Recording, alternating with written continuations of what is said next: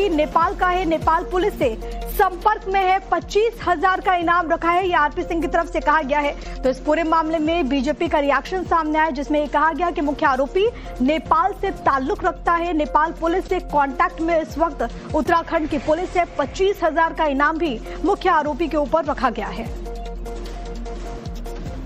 उत्तराखंड के मुख्यमंत्री धामी साहब ने ऑलरेडी उस अभियुक्त के ऊपर 25,000 रुपए की धनराशि उसके ऊपर इनाम रखी है और ये भी जानकारी मिल रही है कि अभियुक्त नेपाल का था। उत्तराखंड की पुलिस नेपाल पुलिस से ऑलरेडी बातचीत कर रही है और जल्दी ही अभियुक्त पकड़ा जाएगा और इस प्रकार की दुर्घटना आगे ना हो, इसकी भी उत्तराखंड की पुलिस चिंता कर रही है। और इस पूरे मामले पर कांग्रेस का भी रिएक्शन सामने आ चुका है। नफरत का बीज पेड़ बन गया है, ये तारिक अनवर कह रहे हैं। बबूल का पेड़ बोया तो आम कहां से होगा, ये भी उनकी तरफ से कहा गया है। तो इस पर सियासत बेहद तेज है। कांग्रेस पार्टी कह रही है कि नफरत का बीज जो बोया गया वो अब पेड़ बन चुका है। बबूल का पेड़ बोया तो आम कहां से होगा।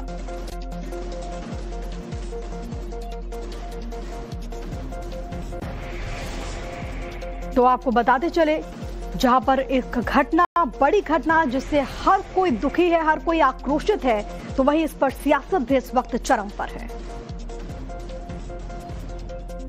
जो हमारे यहाँ नफरत की बीज बोई गई है वो पेड़ का रूप धारण कर रही है। कई जगह से ऐसी घटनाओं की खबर आ रही है।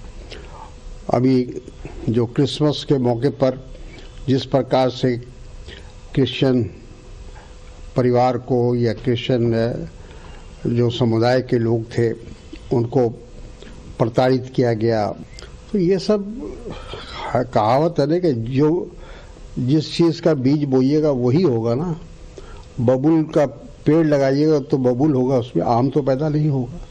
तो हमारी सरकार को सोचना चाहिए, अभी भी सोचना चाहिए। और इसी बीच आपको बताते चले कि समाजवादी पार्टी का भी रिएक्शन सामने आया। यूपी की तरह उत्तराखंड में भी जंगल राज, बाहर से आने वाले छात्र सुरक्षित नहीं है, ये सपा कह रही है। एंजल चकमा की मौत पर समाजवादी पार्टी की तरफ से प्रतिक्रिया, जिसमें कहा गया है कि यूपी की तरह उत्तराखंड में भी जंगल राज है, साथ ही साथ बाहर से आने वाले छात्रों की सिक्योरिटी को लेकर के कहा गया है, सवाल उठाए गए और ये कहा गया कि बाहर से जो बच्चे आते हैं, जो स्टूडेंट्स आते हैं, वो सुरक्षित नहीं है। तो इससे पहले कांग्रेस और अब समाजवादी पार्टी ने भी इसको लेकर के सरकार पर जोरदार हमला बोला। सीधे तौर पर बाहर से आने वाले स्टूडेंट्स की सिक्योरिटी को लेकर के चिंता जाहिर की गई है, लेकिन साथ ही साथ सवाल भी उठाए गए हैं। देहरादून में एक छात्र की नस्ल, रंग रूप पर अभद्र टिप्पणी करी गई। जब उसने उसका विरोध किया तो दबंग लोगों ने चाकुओं से गोद करके उसकी निर्मम हत्या कर दी। उत्तर प्रदेश की तरह उत्तराखंड में भी गुंडा माफिया और जंगल राज कायम है और वहां पर बाहर से पढ़ने आने वाले छात्र भी सुरक्षित नहीं है। उनकी भी बर्बर तरीके से हत्या करने से स्पष्ट हो गया है कि उत्तर प्रदेश। तो इस पर सियासत भी लगातार जारी। मेरे साथ मेरे सहयोगी अभिषेक सिन्हा इस वक्त कनेक्टेड है। अभिषेक, ऐसी घटना चाहे कहीं पर भी हो दुखद है, एक्शन लेने की जरूरत है। छात्रों में विश्वास पैदा हो कि वो चाहे कहीं पर भी रहे बेखौफ तरीके से पढ़ सकते हैं, वो बेखौफ तरीके से अपना काम कर सकते हैं। फिलहाल इस पूरे मामले में पुलिस क्या कर रही है? देखिए, सबसे पहले मैं बताऊं, 9 तारीख की घटना थी।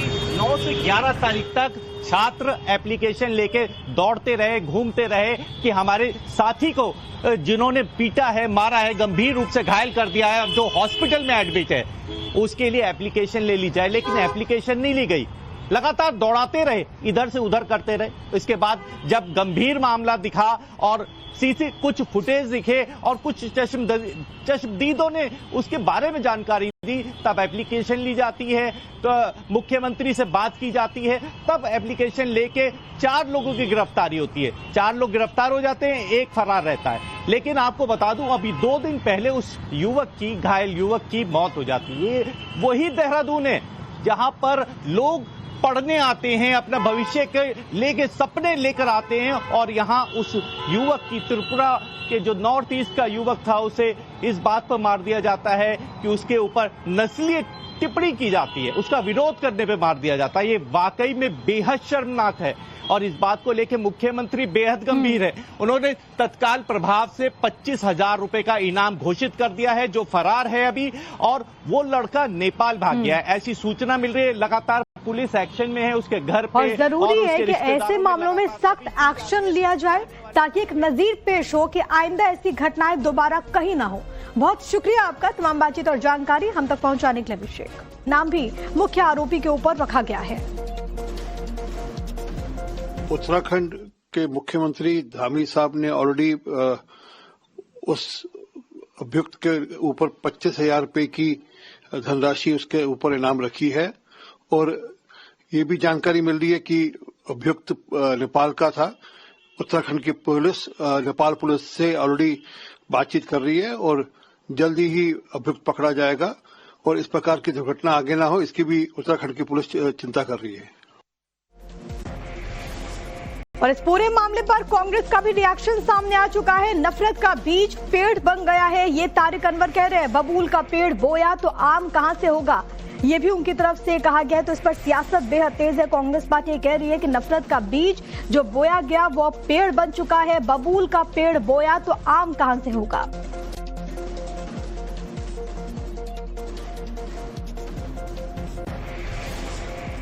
तो आपको बताते चले, जहां पर एक घटना, बड़ी घटना जिससे हर कोई दुखी है, हर कोई आक्रोशित है, तो वही इस पर सियासत भी इस वक्त चरम पर है।